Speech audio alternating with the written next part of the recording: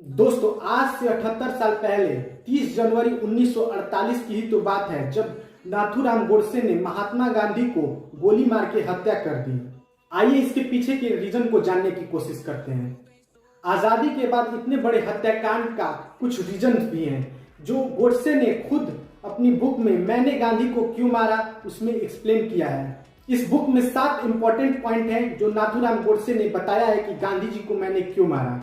First point ये है कि गांधी जी अपने मन के हिसाब से कोई भी नेशनल मूवमेंट को स्टार्ट करना और एंड करना करते थे। इसके खिलाफ में तो नेहरू जी और पटेल जी भी अक्सर ये बातें कहते थे। दूसरा पॉइंट ये है कि जब गांधी जी इंडिया आए तो वो हिंदी लैंग्वेज को ही नेशनल लैंग्वेज प्रमोट करते थे, लेकिन मुस्लिम कम्युनिटी का सपोर्ट लेने के लिए एक नई लैंग्वेज हिंदुस्तानी को प्रमोट करना शुरू कर दिया। हिंदुस्तानी एक ऐसी लैंग्वेज है जो हिंदू और उर्दू का मिक्सचर थी और गोडसे के हिसाब से हिंदुस्तानी एक वेस्टेड लैंग्वेज थी जिसका खुद का ग्रामर और वोकैबुलरी नहीं था। तीसरा पॉइंट यह है कि इंडिपेंडेंस के लास्ट ईयर में जो कम्युनल वायलेंस हुए थे, जैसे कि 1946 में किए गए बंगाल में नाव खाली के दंगे जो पाकिस्तान के फॉर्मेशन के लिए किए गए थे, ऐसे सब वायलेंस का जिम्मेदार भी गोडसे गांधी जी को ही मानता था। चौथा पॉइंट ये था कि गांधी जी की मुस्लिमों को खुश करने की जो पॉलिसी थी वो देश की अखंडता को खराब कर रही थी। पांचवा पॉइंट ये है कि देश का पार्टीशन गांधी जी जैसे पावरफुल व्यक्ति रुकवा सकते थे, लेकिन वो असफल रहे।